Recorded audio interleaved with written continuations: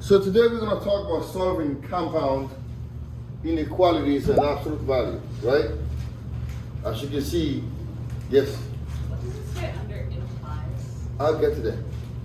I'll get to that in a minute, right? So we're going to talk about compound inequalities. We've already talked about regular inequalities this week, right? We talked about less than, more than. We learned at the graphic. Can we do 18 together? I don't know. No, not right now. After I finish this, we're going to talk about 18, right? Excuse me, sir, I can't see what's in behind you. I'm getting to that. You're not supposed to be like writing that stuff right now. You gotta wait. Give me a second. Right? First, you need to understand the definition. Right? What's the definition? So when you hear the word compound, what do you think about compound? Not just two. Compound is what? Together. Two more things put together. Together, right? It's more complex. First one we just did regular, and then now the compound inequalities basically consist of two inequalities joined together by the word and or by the word or. So when you have two equations that are joined together by those two words, you have what you call a compound inequality. All right. Now to solve this, you must solve each part of the inequality. You can't just solve one and be like, I'm done. No, you got to do both of them, right? So that's what we're going to learn in this chapter, and then we're going to move on to absolute values, which are again compound inequalities. But for the first thing, we're going to learn how to do this kind. Now, the first example is going to deal with the AND word. Okay, A-N-D, AND. Okay, so AND implies intersection. Is that what you were looking for? Yeah. Right? Stephanie, is that the way you were looking for intersection? This? Where were you? Solve example 2, what's behind you? Oh, we're going to talk. Oh, yeah, I'll get to that. So now, when you hear AND, this type of inequalities, you are thinking intersection. What is intersection? Intersection implies that both inequalities must be true at the same time. Not just one. Both of them have to be true at the same time. Does that make sense? You can't have one to be true and the other one to be non-true. If that happens, you have what you call empty set. No solution. Does that make sense, Shay? Both of them have to be true at the same time. How is it right? true? We're going to see that, right? So basically, if I can't say that, okay, Shay's a girl and at the same time Shay's a man, that's not true. I can say that Shay's a girl and Shay is 15. That's a true statement, right? You can't have two things that like one is untrue and one is true. That does not make a compound inequality. That is false when you use the word and. It has to be either or for that to make sense, right? So when you use the word and, the inequalities have to be true. Both of them have to be true, okay? So our first example is this. I have two statements that are made here, right? X is what? X is greater than or equal to -4.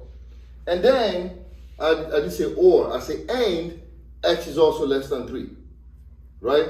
X has to be at the same time more than -4, and X has to be less than 3. If I choose an example, let's say I choose -5. Is that true for -5? No, why?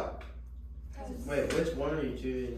X, I want X to be more than or equal to -4 and X to be less than 3 at the same time. It's wrong, because -5 is not greater than -4. And then Which one are you negative. changing to -5? No, I'm not changing anything. I'm just choosing a random number, I'm so confused. right? I'm just choosing a random number to see that is that number going to satisfy this equation, this inequality. What are the two inequalities? Say it again. What are the two inequalities?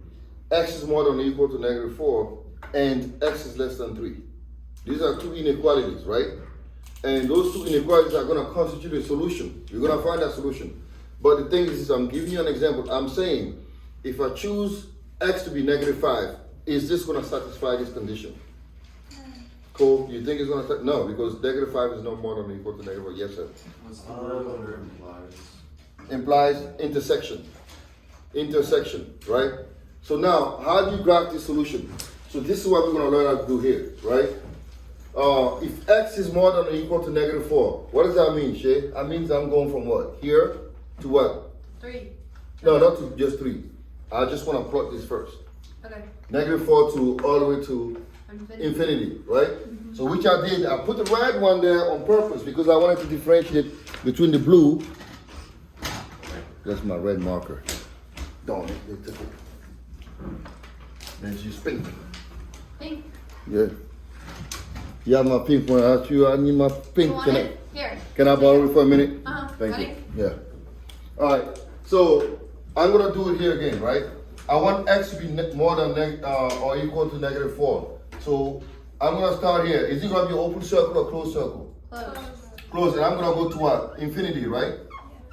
And then now I also want x to be less than 3.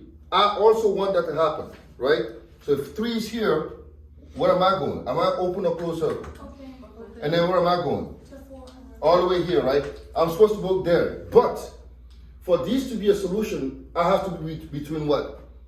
-4 and 3. That's what the intersection is. They are intersecting somewhere. They are intersecting here, and they're also intersecting here. So my solution is -4 to 3. And this is why this is AND. Because both conditions have to be satisfied simultaneously. Does that make sense now? Why You do see? Why do you Good. have to have a bracket and a? Okay, I have a bracket here because this is closed. Okay. So the bracket means that -4 is included. The parenthesis means 4 and 3 is not included. That make sense? Yeah. Yeah.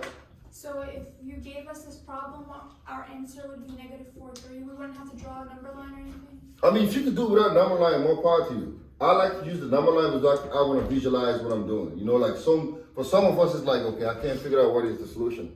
But when you draw the number line, it clearly shows you can visualize it because I know that they're intersecting here and intersecting here. Outside of here, they're not intersecting. So I want to be between -4 and 3, right? And then the key word is what? How do I know? AND. Thank you very much. AND is the key word.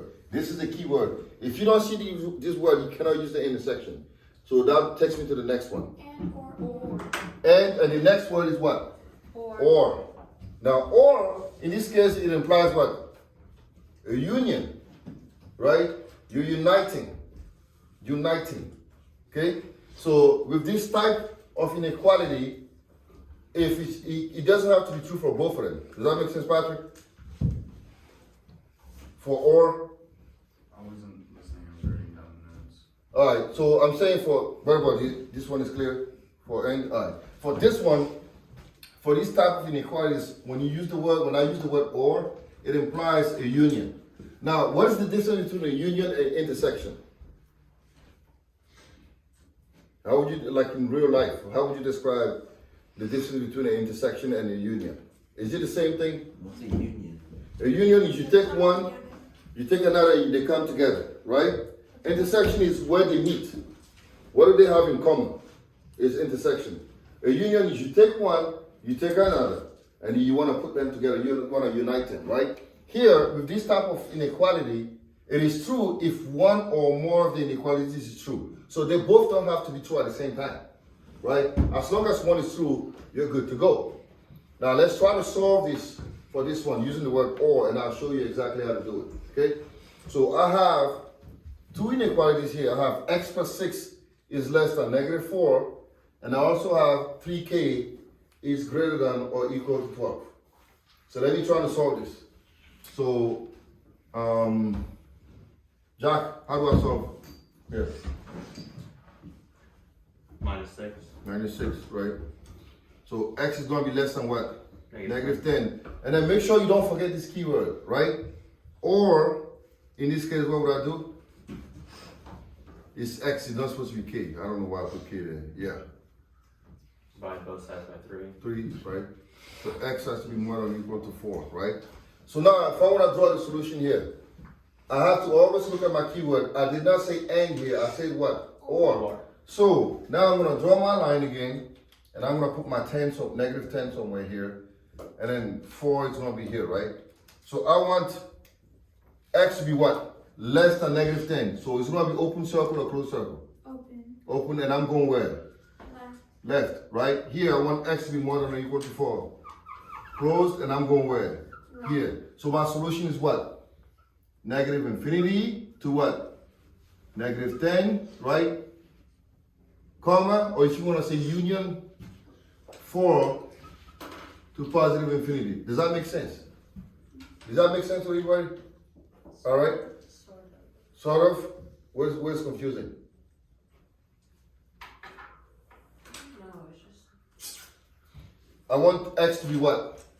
Guys, Here? Why do you have to write both? Because it's spelled But properly. because it's both. It's or, either one. It's not just one solution. X has to be either less than -10, which is from -10 all the way here, or X has to be more than or equal to 4. It's 4 here. So I have to have both. Wait, we don't have homework today, right? Not yet. I'm still processing that information. Now let me ask you guys a question, right? Patrick, what if I change here?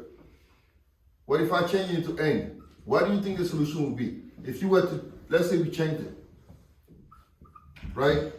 Do you think you have a solution for this? Why? No, Why?